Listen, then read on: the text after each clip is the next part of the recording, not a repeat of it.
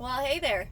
It's that time of week again. It's real world real estate scenario. And last week was about a home seller who wanted to put his house on the market $10,000 to $15,000 over what the real estate agent had suggested in order to get the dollar amount that he wanted. Now, the problem with this, and we're talking, guys, about $750,000 or less. If your home is worth more than that, typically we incorporate a different pricing strategy for you.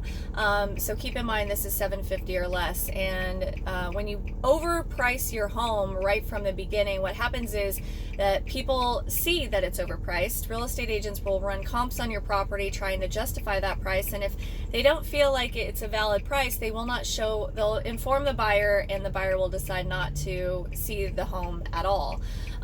Some people think that, well, it's a negotiation, they can always just submit an offer, and typically that becomes not the case. A lot of times buyers don't want to offend the seller, and then they think that maybe negotiations further down the line, especially if some sort of an inspection repair item comes up, that they're not going to be willing to negotiate on those things in addition to the home price. So they're really not even willing to submit an offer. And what happens is now your home sits on the market for a month, 2 months, 3 months, sometimes even longer, depending on how much overpriced from the market value it is. And it becomes stagnant, and then buyers start to wonder what's wrong with the property. Why haven't they gone under contract? Why aren't they getting any offers? So home pricing, overpricing is not best, especially if you're on a time frame and you need to sell your home within a certain amount of time. The best strategy really is to price your home according to what comparable homes in the area have to say.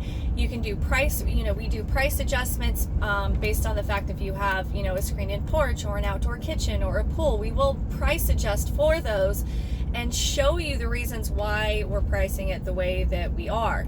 Now, the best strategy is to price it a little bit below market value, and the reason for that is because we want as many buyers' eyes on your property as possible. And when we list just a little bit below market value, it really ups that number and gives you the opportunity to receive multiple offers. And those multiple offers then give you the leverage to accept offers with different terms. You can negotiate different terms, you can negotiate a higher price, and get to the level of what your home is currently worth. Unfortunately, some of the upgrades you have done may not reflect in your home's value. An appraisal price doesn't necessarily reflect your home's value.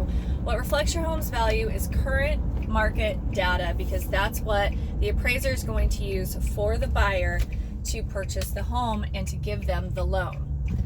So, overpricing is a bad idea, you guys. Try and listen to your real estate agent as much as possible. And if you don't agree with the comps that they're showing and the reasons that they're telling you the home is priced the way that it is, then interview somebody else. There's a lot of us out there, and we all work in different ways. We all have different marketing strategies, and we should all be presenting you with the most accurate information. And if you're curious as to what that information is, it's typically the last 6 months of home sales. We also incorporate things that are under contract and currently active on the market, because that's your competition. And we look at 80 to 120% of the same square footage, hopefully similar features and options and upgrades, and then we move from there. So we should be presenting you with a full marketing comparative market analysis on your home for you to review and be able to see where we're coming from, and then coming to an agreement on price.